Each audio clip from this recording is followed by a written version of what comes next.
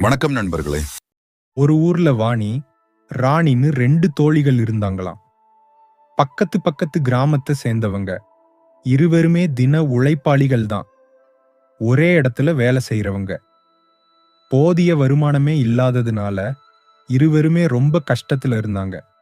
இப்படியே தங்களோட வாழ்க்கை போயிடக்கூடாது. எப்படியாவது கடினமா உழைச்சு முன்னேறியே ஆகணும் அப்படின்னு அடிக்கடி சிந்திப்பாங்களாம். ராணி கிட்ட நிறைய யோசனைகள் இருக்கும். ஆனா அதை செய்ய மாட்டாள். ஆனால் வாணிக்கு யோசனைகள் இருக்காது. ஆனால் செயல்முறைப்படுத்துவதற்கான ஆர்வம் இருக்கும். ஒரு நாள் இருவருமே மதிய உணவு இடைவேளையின் போது வழக்கம் போல தங்களுடைய எதிர்காலத்தை பத்தி பேசிட்டு இருந்தாங்களாம். எப்படியாவது ஏதாச்சும் செஞ்சு வாழ்க்கையில முன்னேறிடணும், நம்மளோட வருமானத்தை உயர்த்தியே ஆகணும் அப்படின்னு பேசிட்டு இருக்கும் பொழுது ராணி ஒரு யோசனை சொன்னாலாம். பேசாம 2 பேருமே கொஞ்சம் கோழிகள் வாங்கி முட்டை வியாபாரம் செஞ்சா என்ன? கொஞ்ச நாள் கஷ்டப்பட்டா நாமளும் முன்னேறிடலாம். நிறைய வருமானமும் கிடைக்கும் அப்படின்னு சொன்னாலாம். இந்த யோசனை வாணிக்கும் பிடிச்சது. 2 பேருமே நாளைக்கே ஒரு சந்தைக்கு போய் கோழிகள் வாங்கி முட்டை வியாபாரம் செய்யலாம் அப்படின்னு முடிவு பண்ணாங்க. அதுக்கப்புறம் தங்களோட வீட்டுக்கும் போயிட்டாங்க. அடுத்த நாள் வாணி சொன்ன நேரத்துக்கு கோழி சந்தையிலே தன்னோட தோழிக்காக காத்திருக்க ஆரம்பிச்சாளாம். காலையில வந்தவள் மாலை 5 மணி வரைக்கும் காத்திருந்தாள். ராணி வரவே இல்லை.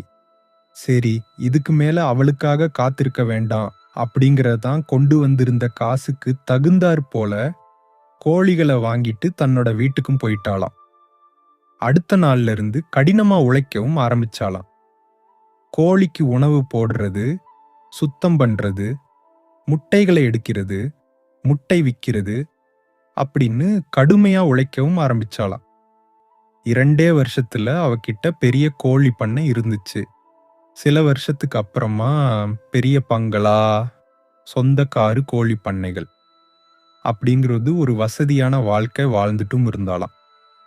அவளோட பண்ணைக்கு மேலும் சில நாட்டுக்கோழிகள் தேவைப்பட்டுச்சு. அதை வாங்கறதுக்காக ஒரு கிராமத்துக்கும் போனாளாம். அப்பொழுதுதான் அவளுக்கு தன்னுடைய பழைய தோழியோட ஞாபகமும் வந்துச்சு.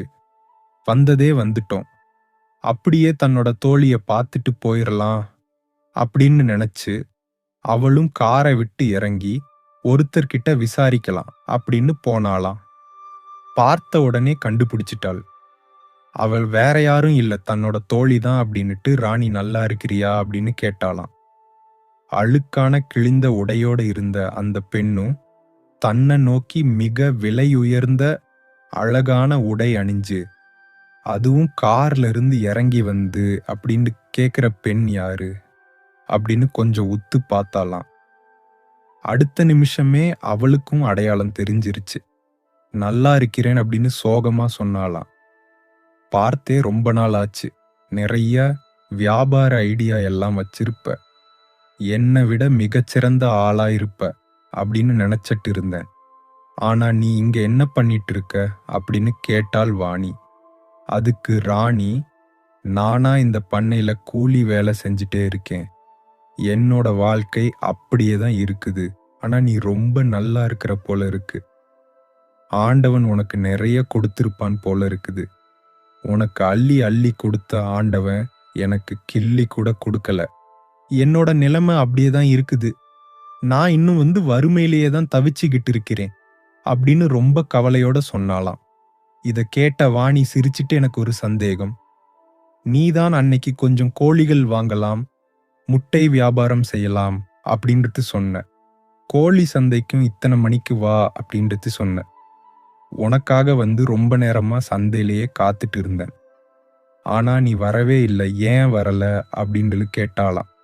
அதுக்கு ராணி சொன்னாள், ஓ அதுவா, அன்னைக்கு சாயந்திரமே என்னோட அக்கா கிட்ட நம்மளோட திட்டத்தை பத்தி சொன்னேன். அதுக்கு அவ சொன்னா, முன்ன பின்ன உனக்கு கோழி பத்தி ஏதாச்சும் தெரியுமா? அதை எப்படி பராமரிக்கிறது இதெல்லாம் உனக்கு தெரியுமா? அதுக்கு நீ தினமும் தீனி கொடுக்கணும், தண்ணி கொடுக்கணும். இதெல்லாம் இதுக்கு முன்னாடி பண்ணி இருக்கியா? ஒருவேளை அந்த கோழிகளுக்கு நோய்வாய்ப்பட்டுச்சுன்னா நீ என்ன செய்வா?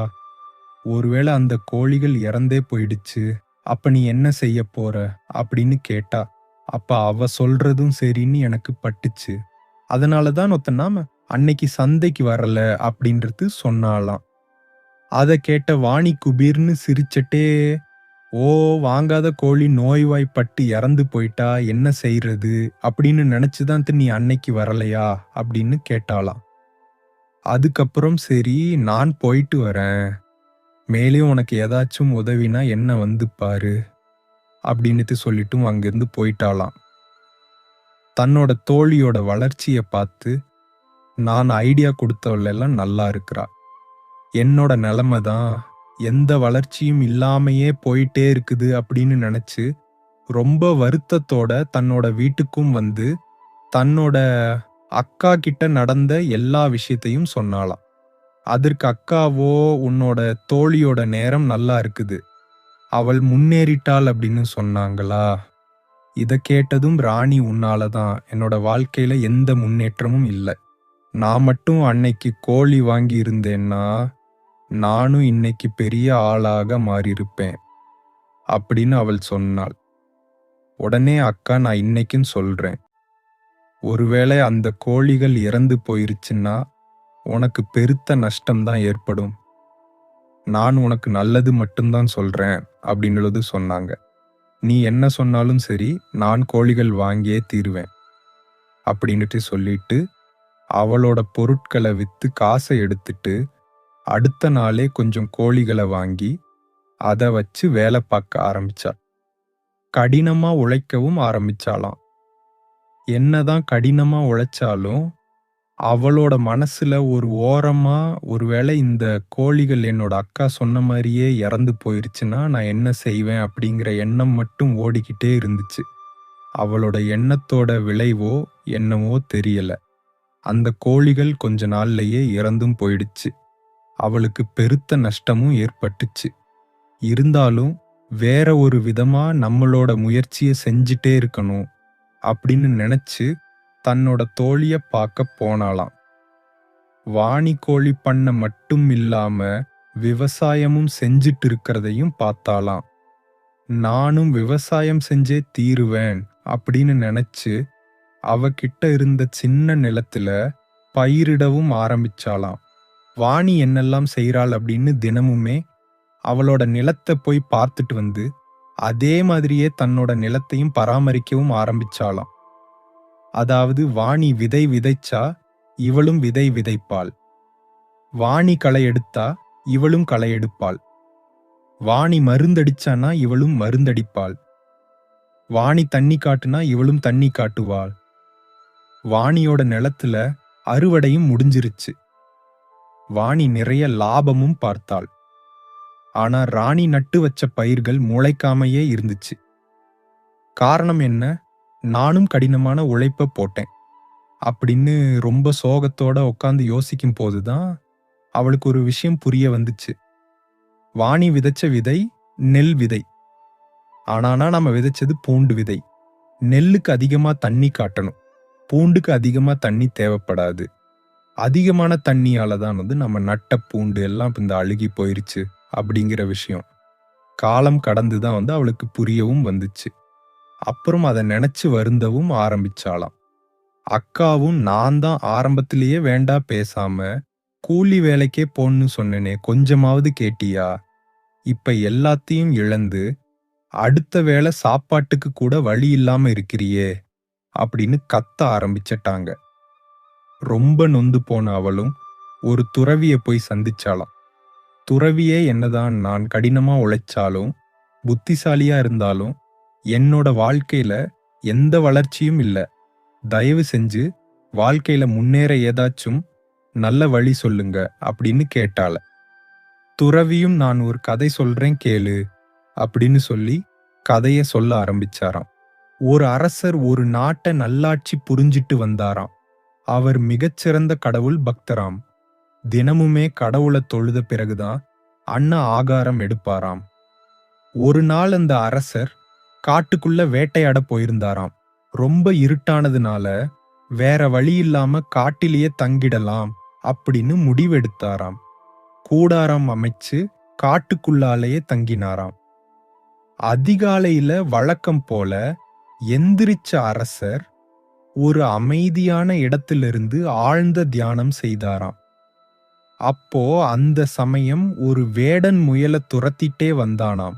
அவனோட கவனம் முழுவதுமே அந்த முயலின் மேலேயே இருந்ததுனால அவன் அரசனையோ அவர் தியானத்தில் இருந்ததையோ கவனிக்கல.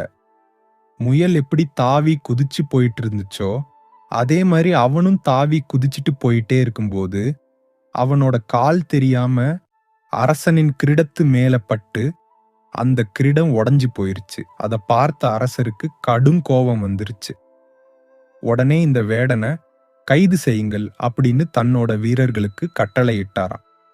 வீரர்களும் அந்த வேடனை துரத்திட்டு காட்டுக்குள்ளாலையும் போனாங்களாம். காட்டுக்குள்ளால ஓடி பழக்கப்பட்ட வேடனோட வேகத்துக்கு ஈடு கொடுக்க முடியாத வீரர்கள் அவனை பிடிக்க முடியாம சோர்ந்து போன முகத்தோட கூடாரத்துக்கும் வந்தாங்களாம். அவங்களோட முகத்தை பார்த்த மன்னனுக்கு மேலும் கோபம் அதிகமாயிடுச்சு. ஒரு வேடனை கூட உன்னால பிடிக்க முடியலையா அப்படின்னு சத்தம் போட்டுட்டு இருக்கும்போதே அந்த வேடனும் தான் வேட்டையாடிய முயலை கையில தூக்கிக்கிட்டு அந்த வழியா வந்துட்டு இருந்தானாம். அதை பார்த்த வீரர்கள் உடனே அவனை சுத்தி வளைச்சு பிடிச்சு அரசரின் முன்னாடி கொண்டு வந்து நிறுத்தினாங்களாம். அப்பொழுதுதான் அந்த வேடன் மன்னனையும் பார்க்கிறான். மன்னரின் முன்னாடி மண்டியிட்டு, மன்னரே வணக்கம், நீங்கள் என்னோட இருப்பிடத்திற்கு வந்திருப்பது என்னோட பாக்கியம், வரவேற்கிறேன் அப்படின்னு சொன்னானாம். அதை கேட்ட அரசர் ரொம்ப கோபத்தோட என்ன நடிக்கிறியா அப்படின்னு கேட்டாராம். மன்னா, தங்களோட கோபத்திற்கான காரணம் என்னன்னு எனக்கு தெரியல அப்படின்னு சொன்னான் வேடன். கொஞ்ச நேரத்துக்கு முன்னாடி தான் இந்த வழியா முயலை துரத்திட்டு ஓடினேன். நான் தியானம் செஞ்சிட்டு இருந்தப்போ காலால கிரீடத்தை எட்டி உதைச்சது மட்டும் இல்லாம நான் இந்த நாட்டோட மன்னன் என்ன நீ அவமானப்படுத்திட்ட அப்படின்னு சொன்னாராம். மன்னரே, மீண்டும் என்னை மன்னிக்கவும். என்னோட கவனம் முழுவதுமே முயலின் மேலேயே இருந்ததுனால உங்களை நான் கவனிக்கல. மீண்டும் என்னை மன்னிச்சுக்கோங்க அப்படின்னு அந்த வேடன் சொன்ன உடனே தான் அரசருக்கு தன்னோட தப்பு புரிய வந்துச்சு. அவனோட கவனம் முழுவதுமே அந்த முயலின் மேலேயே இருந்துச்சு. அப்படின்னா நான் தியானத்துல இருந்தப்போ என்னோட கவனமும் தியானத்திலையும் சிந்தனையிலையும் மட்டும்தானே இருந்திருக்கணும். எப்போ என்னோட கவனம் சிதறுச்சு அப்படின்னு யோசிச்சு பார்த்த போதுதான் அரசருக்கு ஒரு விஷயமே புரிய வந்துச்சு. தவறெல்லாம் தன்னுடையதுதான் அப்படின்னு இதை புரிஞ்சுகிட்ட அரசரும் வேடன் கிட்ட மனசார மன்னிப்பும் கேட்டுட்டு நிறைய பரிசுகளோடு அவனை அனுப்பி வச்சாராம் அப்படின்னு அந்த துறவி கதையை சொல்லி முடிக்கிறாரு. இந்த மன்னரோட கவன சிதறலுக்கு என்ன காரணம் தெரியுமா? புதிய சூழ்நிலை காட்டு விலங்குகளால உயிருக்கு ஆபத்து ஏற்பட்டு விடுமோ அப்படிங்கிற பயம், அந்த காட்டுக்குள்ள விலங்குகளோட சத்தம், இதனாலதான் அவனோட வேலையில அவனால முழு கவனத்தை செலுத்தவே முடியல. இதே மாதிரிதான் நீயும். உனக்குள்ளால இருக்கும் அவநம்பிக்கை, சந்தேகம், எதிர்மறையான சிந்தனை, உன்னை சுத்தி இருக்கும் நபர்களோட எதிர்மறை எண்ணங்களோட தாக்குதல்கள், இதுதான் உன்னோட தோல்விக்கு காரணம். அதனாலதான் நீ புத்திசாலியா கடின உழைப்பு உழைச்சாலும் இவை அனைத்துமே உன்னோட தோல்விக்கு காரணம். உன்னோட தோழி அந்த வேடனை போல அவளோட கவனம் முழுவதுமே அவளோட லட்சியத்துல இருந்ததுனாலதான் அவளால வெற்றி பெற முடிஞ்சது. உன்னுடைய எதிர்மறையான எண்ணங்களை விட்டுட்டு நேர்மறையான எண்ணங்களோட உன்னை சுத்தி இருக்கும் ஆளுங்களோட எதிர்மறையான எண்ணங்களை காதுல கொஞ்சம் கூட வாங்கிக்காம கடினமா உழைச்சினா நீயும் வாழ்க்கையில முன்னேறலாம் அப்படின்னு சொன்னாராம். அவளும் தன்னுடைய தவறுகளை உணர்ந்து துறவிக்கு நன்றியும் சொல்லிட்டு வாழ்க்கையில நேர்மறையான எண்ணத்தோடு முன்னேறினான். டாக்டர் APJ அப்துல் கலாம் கனவு காணுங்கள் அப்படிங்கறதுன்னு சொல்லி இருக்கிறாரு. அவர் சொன்னது நேர்மறையா கனவு காணுங்கள் அப்படின்றது சொன்னாரு. ஆனா எதிர்மறையான எண்ணங்களோட கனவு கண்டு தன்னோட முயற்சிகளை கொஞ்சம் கூட தொடங்காமல் இருக்கிறவங்க தான் நம்மள பல பேர் இருக்கிறாங்க. இன்னையோட உங்களோட எதிர்மறையான சிந்தனைகளை விட்டுட்டு நேர்மறையான சிந்தனைகளோடு இருங்க. கண்டிப்பா உங்களோட வாழ்க்கையிலும் நல்லது நடக்கும். நிச்சயமா நீங்களும் வாழ்க்கையில முன்னேறுவீங்க.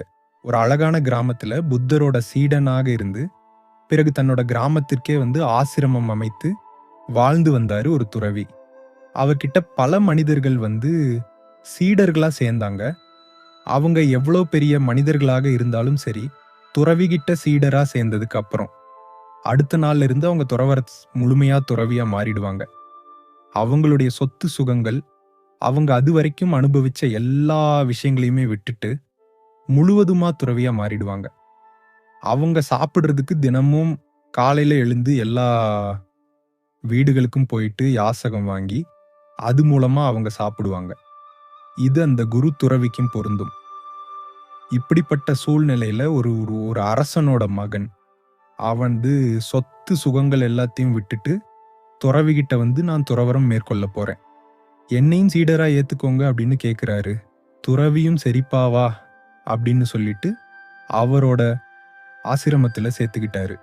அந்த அரசனோட மகன் ரொம்ப ஆடம்பரமா வளர்ந்தவன். தினமும் விதவிதமான சாப்பாடு சாப்பிட்டவன். விதவிதமான உடைகள் எல்லாம் உடுத்தி ரொம்ப மகிழ்ச்சியா வாழ்ந்த ஆளு அவன். ஆனா திடீர்னு எல்லாத்தையும் விட்டுட்டு ஒரு துறவியா வாழணும் அப்படிங்கிறது கொஞ்சம் கஷ்டமான செயல்தான். இத துறவி நல்லா உணர்ந்துகிட்டாரு. அது மட்டும் இல்லாம அடுத்த நாள் காலையில இருந்து இவர் அங்க அந்த ஊர்ல இருக்கிற எல்லா மனிதர்கள் கிட்டயும் போய் யாசகம் வாங்கி அது மூலமா தான் சாப்பிடணும். இது ஒரு மாதிரி தர்ம சங்கடமான நிலைமை தான். ஏன்னா இதுக்கு முன்னாடி இவர் அரசனோட மகன், அதாவது இளவரசர்.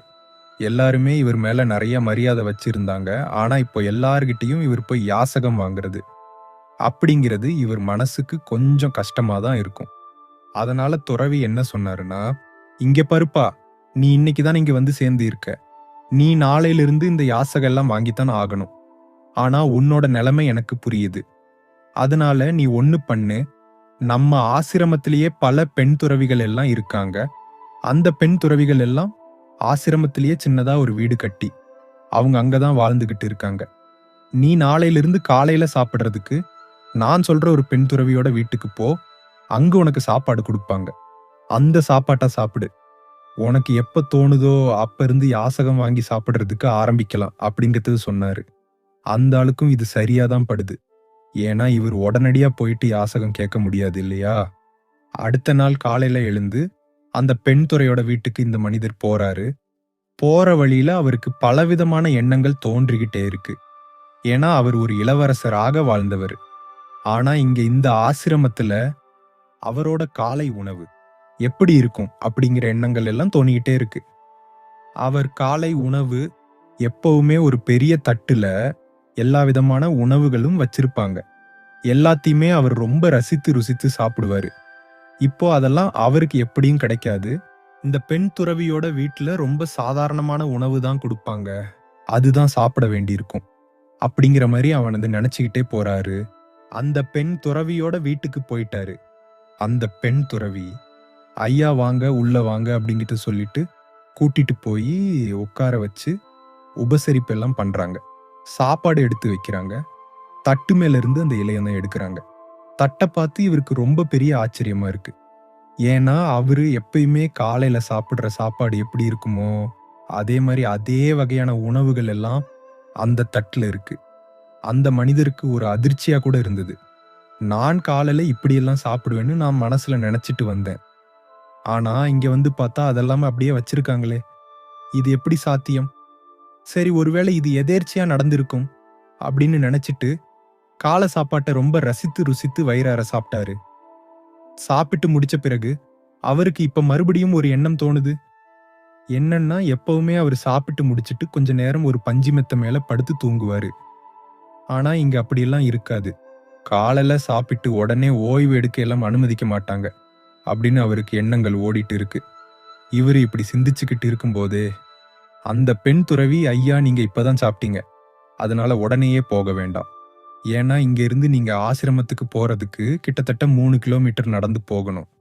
அதனால இங்கேயே கொஞ்ச நேரம் ஓய்வு எடுத்துட்டு அப்புறம் கிளம்புங்க அப்படின்னு அவருக்காக தயார் செய்து வச்சிருந்த ஒரு இடத்த காட்டுறாங்க. இப்ப மறுபடியும் வந்து இந்த மனிதருக்கு ரொம்ப பெரிய ஆச்சரியம் என்னன்னா, அவரு மனசுல தான் நினைச்சாரு. ஆனா அதையெல்லாம் தான் அந்த பெண் துறவி நிறைவேற்றிக்கிட்டு இருக்காங்க. இதெல்லாம் எப்படி நடக்குதுன்னு அவருக்கு ஒரே குழப்பம். ஒருவேளை வந்து இதுவும் எதேர்ச்சியா தான் நடந்திருக்கும் அப்படிங்கிற நம்பிக்கையில அங்க போய் அப்படியே படுத்துக்கிட்டாரு. ஆனா அவருக்கு தூக்கம் வரல. எதையோ யோசிச்சுக்கிட்டே இருக்காரு. அவர் என்ன நினைக்கிறாருன்னா, இதுக்கு முன்னாடி நம்ம கிட்ட எல்லாமே இருந்துச்சு. பெரிய அரண்மனை இருந்துச்சு. சேவை செய்யறதுக்கு ஆட்கள் இருந்தாங்க. ஆனா இங்க இந்த ஆசிரமத்துல அண்ணாந்து பார்த்தா வானம் தான் தெரியுது. இந்த தரையில தான் படுத்து ஆகணும். நினைச்ச நேரத்துல எதுவும் சாப்பிட முடியாது. கிடைக்கிறது தான் சாப்பிடணும் இருந்த எல்லா வசதிகளையும் விட்டுட்டு இங்க வந்துட்டேன்னு ரொம்ப வருத்தமான எண்ணங்கள் அவன் மனசுக்குள்ள ஓடிக்கிட்டு இருக்கு. அப்படி அவர் யோசிச்சுக்கிட்டு இருக்கும்போதே அந்த பெண் துறவி அங்க வந்து அவர்கிட்ட, ஐயா, நீங்க தேவையில்லாம எதையும் நினைச்சிட்டு இருக்காதீங்க. இந்த உலகத்துல பல மக்கள் இப்படித்தான் வாழ்ந்துட்டு இருக்காங்க. ஏதோ ஒரு சிலர் தான் பெரிய அரண்மனையில வாழ்ந்துட்டு இருக்காங்க. ஆனா நமக்கு பெரிய நிழல் யார் அப்படின்னா கடவுள் தான். கடவுளோட பார்வையில தான் வந்து நாம வாழ்ந்துகிட்டு இருக்கோம். அதுதான் நமக்கு கிடைச்ச ரொம்ப பெரிய பாக்கியம். இங்க நம்ம தரையில படுத்தா எப்ப வேணாலும் இந்த நல்லா தூக்கம் வரும். மக்கள் அவங்களாவே தினமும் வந்து சாப்பாடு எல்லாம் கொடுப்பாங்க. அந்த சாப்பாடு அமிர்தத்துக்கு நிகரானது அப்படின்னு சொல்லிட்டு இருக்காங்க. இத கேட்ட உடனே மறுபடியும் அந்த மனிதருக்கு அதிர்ச்சி என்ன, இப்பதான் அவர் தன் எல்லா வசதிகளையும் விட்டுட்டு இங்க வந்து இப்படி இருக்கிறோமேன்னு நினைச்சிட்டு இருந்தாரு. ஆனா இந்த பெண் துறவி அதுக்கெல்லாம் பதில் சொல்ற மாதிரி பேசுறாங்களே எப்படி? இப்போ அந்த மனிதர் அந்த பெண் துறவி கிட்ட கேக்குறாரு, நீங்க என்ன என்னோட மனசை கட்டுப்படுத்துறீங்களா? என்னுடைய மனசுல நினைக்கிறதெல்லாம் நீங்க எப்படி சொல்றீங்க? நீங்க என்ன மாய மந்திரங்கள் செய்யும் மந்திரவாதியா? அப்படி இப்படின்னு அந்த துறவி கிட்ட கேட்க ஆரம்பிச்சிட்டாரு. இப்போ அந்த பெண் துறவி, ஐயா, நான் மந்திரவாதி எல்லாம் ஒன்னும் கிடையாது. நான் பல வருடங்களாக தியானம் செஞ்சுட்டு இருக்கேன். இந்த தியானங்கள் மூலமா எனக்கு என்ன கிடைச்சதுன்னா, என்னோட சொந்த சிந்தனைகள் எதுவுமே எனக்கு உதயமாகாது. இப்படி என்னுடைய சொந்த சிந்தனைகள் எதுவுமே என்கிட்ட இல்லாததுனால மற்றவங்களுடைய சிந்தனைகள் எல்லாம் பக்கத்துல இருக்கும்போது என்னால உணர முடியும். என்னால தெரிஞ்சிக்க முடியும். இப்படித்தான் மத்தவங்கள பார்த்து அவங்க என்ன நினைக்கிறாங்க அப்படிங்கிறது என்னால சொல்ல முடியுது அப்படின்னு அவங்க சொல்றாங்க. இப்ப இத கேட்ட உடனே அவருக்கு ரொம்ப பெரிய அதிர்ச்சி. என்ன மனசுல நினைக்கிறதையெல்லாம் ஒரு பெண் சொல்றாங்க அப்படின்னா அது ரொம்ப தப்பாச்சு. ஐயோ அப்படின்னு சொல்லிட்டு அங்கிருந்து எழுந்து வேகமாக ஓட ஆரம்பிச்சிட்டாரு. இப்ப வேகமா ஓடி போய் குரு துறவியோட கால்ல விழுந்து, ஐயா, நீங்க என்ன அந்த பெண் துறவி வீட்டுக்கு சாப்பிட அனுப்புனீங்க அப்படின்னு சொல்லும் போதே துறவி, ஏன்பா அவங்க எதுனா உன்ன சரியா நடத்தலையா, உனக்கு ஏதாவது மரியாதை கொடுக்கலையா அப்படின்னு கேக்குறாரு. அதுக்கு இல்லங்க ஐயா, அவங்க எனக்கு கொடுக்க வேண்டிய மரியாதை எல்லாம் கொடுத்தாங்க. ஆனா என்னன்னா அவங்க என் மனசுல நான் நினைக்கிறது எல்லாத்தையும் அவங்க சொல்றாங்க. இது எனக்கு சரிய படல. இதனால இனிமே நான் அங்க சாப்பிட போக விரும்பல. மத்தவங்க மாதிரியே நானும் யாசகம் வாங்கி அது மூலமாவே சாப்பிடுறேன். தயவு செஞ்சு எனக்கு அனுமதி கொடுங்க அப்படின்னு கேக்குறாரு. ஆனா துறவி, இல்லப்பா, நீ நான் சொல்ற வரைக்கும் அவங்க வீட்டுக்கு தான் போகணும். அவங்க வீட்ல தான் சாப்பிடணும். எப்போ நான் நீ தயாராயிட்டுன்னு சொல்றேனோ அதுக்கப்புறம் தான் நீ மத்தவங்க கிட்ட யாசகம் வாங்கி சாப்பிடணும் அப்படின்னு கண்டிப்பா சொல்லிட்டாரு. ஆனா அந்த மனிதர் இத ஒத்துக்கவே இல்லை. சார், தயவு செஞ்சு உங்களோட இந்த கருத்தை மறுபரிசீலனை பண்ணுங்க. ஏன்னா எனக்கு வந்து பலவிதமான எண்ணங்கள் மனசுக்குள்ள எப்பவும் தோண்டிக்கிட்டே இருக்கும். இப்ப என்னன்னா நான் வந்து அந்த பெண் துறவியோட வீட்டுல இருக்கும்போது அவங்கள பாக்குறேன். அவங்க துறவி தான். ஆனாலும் அவங்க ஒரு பெண் அப்படிங்கிறது என் மனசுல அடிக்கடி வந்து போய்கிட்டே இருக்கு. தேவையில்லாம ஏதாவது தவறான எண்ணங்கள் என் மனசுக்குள்ள வந்துருச்சுன்னா, அந்த எண்ணங்களை அவங்க கண்டுபிடிச்சிட்டாங்கன்னா அதை விட ஒரு பெரிய அவமானம் எனக்கு ஏற்படாது. அதனால தயவு செஞ்சு என்ன இந்த சிக்கல்ல இருந்து காப்பாத்துங்க அப்படின்னு அவர் சொல்றாரு. ஆனா துறவி இது எதுக்குமே செவி சாய்க்கவில்லை. நீ கண்டிப்பா நாளைக்கும் போய் தான் ஆகணும் அப்படின்னு சொல்லி உத்தரவு போட்டாரு. இப்போ வேற வழி இல்லாம அந்த மனிதரும் அடுத்த நாள் காலையில கிளம்பி போறாரு. இப்ப அவர் போகும்போது ஒவ்வொரு அடி எடுத்து வைக்கும் போதும் அவ்வளோ கவனமா இருக்காரு. அவருக்கு தோன்றும் எண்ணம் ஒவ்வொன்றையும் மிக கவனமாக பார்த்துக்கிட்டே இருக்கிறாரு. அந்த வீடு நெருங்க நெருங்க இவருக்கு பயம் அதிகமாயிட்டே போகுது. வீட்டுக்கு போன உடனே அந்த பெண் துறவி இவரை வரவேற்று, ஐயா, வாங்க அப்படின்னு சொல்லி கூட்டிட்டு போறாங்க. இப்போ அந்த வீட்டுக்குள்ள நுழையும் போது ஒவ்வொரு படிக்கட்டுல ஏறும் போதும் அவர் மூச்சு விடும் சத்தத்திலிருந்து எல்லாமே அவருக்கு மனசுக்குள்ள தெளிவா கேக்குது. அவர் மனசுல உதயமாகிற எண்ணங்கள் எல்லாத்தையும் அவ்வளவு அருமையா அவர் கவனிச்சுக்கிட்டே இருக்காரு. இப்ப அவருக்கு எதை சிந்திக்கணும், எதை சிந்திக்க கூடாது, எப்ப சிந்திக்க கூடாது, எப்ப சிந்திக்கணும் அப்படின்னு வந்து மனசுக்கு கட்டளையிடும் அளவுக்கான ஒரு தெளிவு வந்துடுச்சு. அதனால அடுத்தடி அடுத்தடின்னு அவர் வீட்டுக்குள்ள நுழைஞ்ச உடனே அவர் மனசுக்குள்ள தோன்றின எல்லா எண்ணங்களுமே மறைஞ்சு போயிடுச்சு. கிட்டத்தட்ட ஒரு காலியான பாத்திரம் மாதிரி அவரோட மனசு மாறிடுச்சு. உடனே அப்பதான் அவருக்கு தோணுது, இப்ப நமக்கு எந்த எண்ணங்களுமே தோன்றலையே அப்படின்னு மனசுக்குள்ள ஒரு ரொம்ப பெரிய மகிழ்ச்சி உண்டானது. அதுக்கப்புறம் திரும்ப வேகமா துறவிகிட்ட வந்து அங்க நடந்ததெல்லாம் சொல்றாரு. அதுக்கு துறவி, இங்கே பாருப்பா, துறவறத்துல இதுதான் ரொம்ப முக்கியமான விஷயம். இது எல்லாருக்குமே பொருந்தக்கூடியதுதான். இப்ப என்னன்னா, நீ நினைக்கிறது அந்த பெண் துறவி கண்டுபிடிச்சிடுவாங்க அப்படிங்கிறதுக்காக நீ எவ்வளவு கவனமாக இருந்த ஒவ்வொரு எண்ணத்தையும் நீ உன் கட்டுப்பாட்டுக்குள்ள வச்சிருந்தா. நீ அவ்வளோ கவனமா இருந்தே இதே போல நீ நினைக்கிற எல்லாத்தையுமே மத்தவங்க கண்டுபிடிச்சிடுவாங்க அப்படிங்கிற எண்ணம் உன்கிட்ட இருந்துச்சுன்னா, உனக்கு எந்த ஒரு தீய எண்ணங்களுமே வராது. எப்பவுமே நல்ல எண்ணங்கள் மட்டும்தான் உன்கிட்ட இருக்கும். இத நீ கடைபிடிச்சுக்கிட்டே வந்தா போதும். நாளடைவுல உனக்கு எண்ணங்கள் எப்ப தோன்றணும், என்ன எண்ணங்கள் தோன்றணும், எந்த எண்ணங்கள் தோன்றக்கூடாது அப்படிங்கிற வழி ரொம்ப சுலபமா தெரிஞ்சிடும். அதே மாதிரி மத்தவங்களையும் நீ ரொம்ப அழகா, அற்புதமா வழி நடத்தலாம் அப்படின்னு ஆசீர்வாதம் செய்து அனுப்பி வைக்கிறாரு. இது போல தாங்க நம்ம வாழ்க்கையிலையும் இது ஒரு மந்திரம் மாதிரி ஞாபகம் வச்சுக்கோங்க. அது என்னன்னா, நீங்க என்ன நினைச்சாலும் அதை மத்தவங்க கண்டுபிடிச்சிடுவாங்க. மத்தவங்களுக்கு அந்த சக்தி இருக்கு அப்படிங்கிறத நீங்க மனசுல வச்சுக்கிட்டுங்கன்னா போதும். உங்க மனசுக்குள்ளார எந்த ஒரு தீய எண்ணமுமே வராது. ஏன்னா யோசிச்சு பாருங்க, நீங்க ஏதாவது ஒண்ணு நினைக்கிறீங்க, அந்த எண்ணம் உடனே மத்தவங்களுக்கு தெரிஞ்சிடும் அப்படின்னா கண்டிப்பா அந்த எண்ணத்தை நீங்க நினைக்கவே மாட்டீங்க. அதனால மறுபடியும் சொல்றேன், நீங்க நினைக்கிற எல்லாத்தையுமே மத்தவங்க கண்டுபிடிச்சிடுவாங்க. மத்தவங்களுக்கு அது ரொம்ப சுலபமா புரிஞ்சிடும் அப்படிங்கிற மாதிரி ஒரு எண்ணத்தை உங்க மனசுக்குள்ளால விதைங்க. அந்த விதைய மட்டும் விதைச்சிட்டீங்கன்னா அதுக்கப்புறம் தான் எல்லா கெட்ட எண்ணங்களுமே உங்களை விட்டு போகிறோம். நாளடைவில் ரொம்ப நல்ல எண்ணங்கள் மட்டும்தான் உங்களுக்குள்ள இருக்கும். உங்க வாழ்க்கையுமே ரொம்ப சிறப்பாக, மகிழ்ச்சியாக இருக்கும். ஒரு காலத்துல ஒரு தொலைதூர ராஜ்யத்தில் ஒரு ஏழை மனிதன் வாழ்ந்தான். அவனுக்கு ஒரு சிறிய வீட்டை தவிர வேற எதுவும் இல்லை. அங்கு அவன் தன் மனைவியுடன் வசித்து வந்தான். அந்த நாட்டின் ராஜா கருணைக்கு பெயர் பெற்றவன். ஏழைகளுக்கு அடிக்கடி உதவி செய்வான். இரவில் ராஜா மாறு வேடமிட்டு தனது மக்களின் உண்மையான நிலையை காண தனது ராஜ்யத்தின் தெருக்களில் நடந்து செல்வான். ஒரு இரவு கிராமத்தில் அரசன் தெருவில் உலா வந்து கொண்டிருந்த போது அந்த ஏழையின் வீட்டை கடந்து சென்றான்.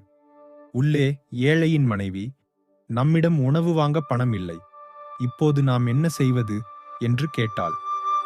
ஏழை மனிதன், கவலைப்படாதே, நம் ராஜா ஒரு அன்பான மனிதர். நாளை நான் உதவிக்காக அவரிடம் செல்வேன். அந்த பணத்தை கொண்டு உணவு ஏற்பாடு செய்து நம் வாழ்க்கையை நடத்த சிறிய தொழிலை தொடங்கலாம் என்று பதிலளித்தான். அரசனும் இதை கேட்டான்.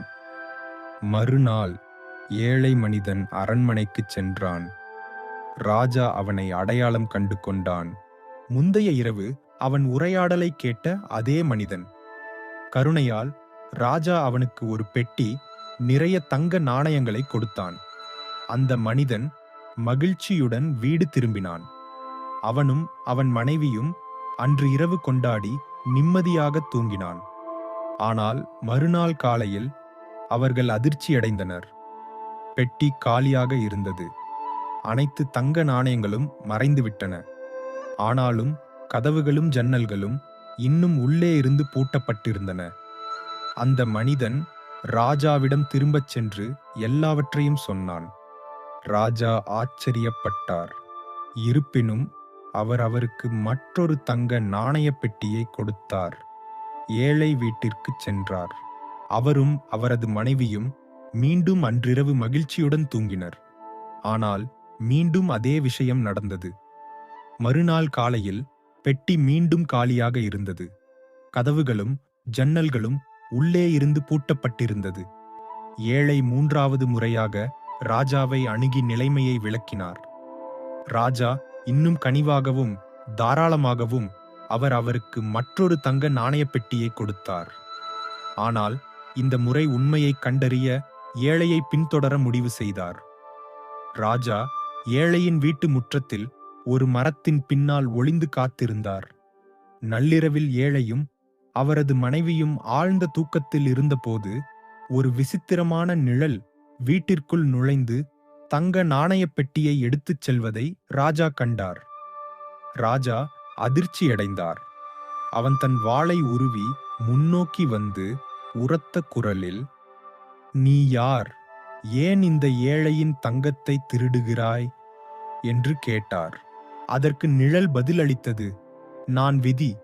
இந்த மனிதன் வாழ்நாள் முழுவதும் ஏழையாக இருக்க விதிக்கப்பட்டவன். அது அவனுடைய கடந்த கால கர்மாவின் விளைவு. அவன் எவ்வளவு செல்வத்தை பெற்றாலும் அது எப்போதும் பறிக்கப்படும்." ராஜா குழப்பமடைந்தான். அவன் கேட்டான், "ஆனால் ஏன்?" அவனுடைய கடந்த கால வாழ்க்கையில் அவன் என்ன செய்தான்? விதி தலையை அசைத்து, "இதை நான் உன்னிடம் சொல்ல முடியாது. ஆனால் நீ உண்மையிலேயே தெரிந்து கொள்ள விரும்பினால் இங்கிருந்து 60 கிலோமீட்டர் தூரம் மலைகளின் அடிவாரத்தில் உள்ள ஒரு கிராமத்திற்கு பயணம் செய். அந்த கிராமத்தில் மூத்த மனிதர் வசிக்கிறார். ஒரு காலத்தில் அந்த கிராமத்தில் வாழ்ந்த மார்கோ என்ற பெயருடைய ஒரு பணக்காரனின் கதையை அவனால் மட்டுமே சொல்ல முடியும்" என்று கூறி நிழல் தங்க நாணயங்களோடு அங்கிருந்து மறைந்துவிட்டது. நேரத்தை வீணாக்காமல் ராஜா இரவு முழுவதும் சவாரி செய்து காலையில் கிராமத்தை அடைந்தார். சுற்றி விசாரித்த பிறகு வயலில் ஒரு விவசாயி மரத்தின் கீழ் அமர்ந்திருந்த மூத்த மனிதரை கண்டார். ராஜா அவரை மரியாதையுடன் வரவேற்று, "மார்கோவின் கதையை கேட்க நான் இங்கு வந்துள்ளேன்" என்றார். அந்த முதியவரின் கண்கள் தீவிரமாகின. மார்கோ, "ஆம், எனக்கு அவரை நினைவிருக்கிறது. நீண்ட காலத்திற்கு முன்பு அவர் இந்த பகுதியில் பணக்காரர். விவசாயிகளுக்கும் ஏழைகளுக்கும் கடன் கொடுத்து வந்தார். ஆனால் அவர் மிகவும் பேராசை கொண்டவர். மக்களை கொள்ளையடிக்கும் நோக்கத்துடன் கடன் கொடுத்தார். அவரது விதிமுறைகள் மற்றும் நிபந்தனைகள் எந்த ஏழை விவசாயியும் சமாளிக்க முடியாத அளவுக்கு இருந்தன. ஒரு ஏழை விவசாயி மார்கோவிடம் கொஞ்சம் பணம் கடன் வாங்கினார். அவர் கடன் வாங்கியதை விட அதிகமாக திருப்பிச் செலுத்தினார். ஆனால் அது வட்டி மட்டுமே என்றும் அசல் தொகை இன்னும் செலுத்தப்படவில்லை என்றும் மார்கோ கூறினார். பின்னர் ஒரு வருடம் கிராமத்தில் ஒரு பயங்கரமான வறட்சி ஏற்பட்டது. விவசாயியின் பயிர்கள் வாடி வீணாகிவிட்டது. அவரால் வட்டியை செலுத்த முடியவில்லை. அதனால் மார்கோ விவசாயின் நிலம், வீடு மற்றும் அவருக்குச் சொந்தமான அனைத்தையும் கைப்பற்றினார். விவசாயி மனம் உடைந்து விரைவில் இறந்துவிட்டார். சில ஆண்டுகளுக்குப் பிறகு மார்கோவும் கடுமையாக விழுந்து திடீரென இறந்தார். ஒருவேளை அவரது கெட்ட கர்மாவின் விளைவாக இருக்கலாம். இதை கேட்ட ராஜா, மார்கோ தனது ராஜ்யத்தில் ஒரு ஏழையாக மறுபிறவி எடுத்துள்ளார் என்ற உண்மையை புரிந்து கொண்டார். ராஜா திரும்பி வந்து ஏழையிடம் எல்லாவற்றையும் கூறினார். அந்த மனிதன் அமைதியாக கேட்டான். அவன் கண்கள் சோகத்தால் நிறைந்தன. அன்று முதல் அவன் நேர்மையான முறையில் வாழ்க்கையில் சம்பாதிக்க ஒரு கூலித் தொழிலாளியாக வேலை செய்யத் தொடங்கினான். பசித்தவர்களுக்கும் ஏழைகளுக்கும் உதவத் தொடங்கினான். தன்னால் முடிந்ததை கொடுத்தான். பல மாதங்களுக்குப் பிறகு ராஜா மீண்டும் ஒரு தொழிலைத் தொடங்க தங்க நாணயங்கள் நிறைந்த பெட்டியை கொடுத்தான். இந்த முறை எந்த நிழலும் அவனுடைய பணத்தை எடுக்க வரவில்லை. கதை நமக்கு ஒரு எளிய ஆனால் சக்தி வாய்ந்த உண்மையை கற்பிக்கிறது. நம் வாழ்க்கையில் நாம் செய்யும் அனைத்தும் நம்மிடமே திரும்பி வருகின்றன. நல்லது கெட்டது நம் செயல்கள் நம் விதியை உருவாக்குகின்றன. நாம் கருணை, நேர்மை மற்றும் கடின உழைப்பின் விதைகளை விதைத்தால் வாழ்க்கை நமக்கு ஆசீர்வாதங்களை தரும். ஆனால் நாம் பேராசை, சுயநலம் அல்லது நேர்மையின்மையை தேர்ந்தெடுத்தால் அந்த செயல்களின் விளைவுகளை விரைவில் அல்லது பின்னர் சந்திப்போம். ஏழை மனிதன் தன் செயல்களை மாற்ற முடிவு செய்த போதுதான் அவனது வாழ்க்கை மாறியது. விதியை குறை கூறுவதற்கு பதிலாக அவன் நேர்மையாக வாழவும் மற்றவர்களுக்கு உதவவும் தொடங்கினான். அவனுடைய கர்மா மாறும்போது அவனுடைய விதியும் மாறியது. இதுதான் கர்மாவின் விதி. அது ஒருபோதும் தோல்வியடையாது. விதி என்றால் என்ன? விதி என்பது நமது கர்மாவின் பலனை தவிர வேறில்லை. நல்ல செயல்கள் பூக்களாக பூக்கின்றன, கெட்ட செயல்கள் முட்களாக வளர்கின்றன. அதில் நாம் நட்ட தோட்டத்தின் வழியாக நடக்க வேண்டும். இன்று நாம் எங்கு நிற்கிறோம் என்பதை நமது கடந்த காலம் தீர்மானிக்கலாம். ஆனால் நமது நிகழ்கால செயல்கள் நாளை நாம் எங்கே இருக்கிறோம் என்பதை தீர்மானிக்கின்றன. விதி என்பது வானத்தில் மேலே எழுதப்பட்ட ஒன்றல்ல. அது ஒவ்வொரு நாளும் நாம் செய்யும் செயல்கள் மூலம் நம் சொந்த கைகளால் எழுதப்படுகிறது. எனவே வாழ்க்கை நாம் விரும்பும் வழியில் செல்லவில்லை என்றால் நாம் நம்பிக்கையை இழக்கக்கூடாது. இந்த தருணத்திலிருந்தே நமக்காக ஒரு புதிய கதையை எழுதத் தொடங்கலாம். ஏனென்றால் நாம் நமது கர்மாவை மாற்றும்போது நமது விதியை மாற்றுகிறோம். மேலும் நாம் நமது விதியை மாற்றும்போது நாம் கனவு கண்டதை விட மிகப்பெரிய வாழ்க்கையை உருவாக்க முடியும். எனவே நண்பர்களே, எப்போதும் நினைவில் கொள்ளுங்கள், வாழ்க்கை அதற்கு நாம் கொடுப்பதை எப்போதும் நமக்கு திருப்பித் தரும். நம் விதியை எழுத வேறு யாரும் பேனாவை பிடிக்க மாட்டார்கள். அது நம் கையில் உள்ளது. எனவே கருணை, நேர்மை மற்றும் கடின உழைப்பின் விதைகளை விதைக்கத் தொடங்குங்கள். ஒரு நாள் உங்கள் சொந்த நல்ல கர்மாவின் பலனை நீங்கள் அனுபவிப்பீர்கள். இந்த கதை உங்களுக்கு பிடிக்கும் என்று நம்புகிறேன். அடுத்த வீடியோவில் ஒரு புதிய கதையுடன் உங்களை சந்திக்கிறேன். மேலும் இது போன்ற நல்ல நல்ல கதைகளை தொடர்ந்து பார்த்து மகிழ இந்த சேனலை சப்ஸ்கிரைப் செய்யுங்கள். உங்கள் கருத்துக்கள் மற்றும் வேறு எந்த மாதிரி கதைகளை பார்க்க விரும்புகிறீர்கள் என்று காமெண்ட் பாக்ஸில் தெரிவியுங்கள். இந்த வீடியோ பிடித்திருந்தால் லைக் மற்றும் உங்களுக்கு பிடித்தவங்களுக்கு ஷேர் செய்யுங்கள். மீண்டும் மற்றொரு வீடியோவில் உங்களை சந்திக்கிறேன். நன்றி, வணக்கம்.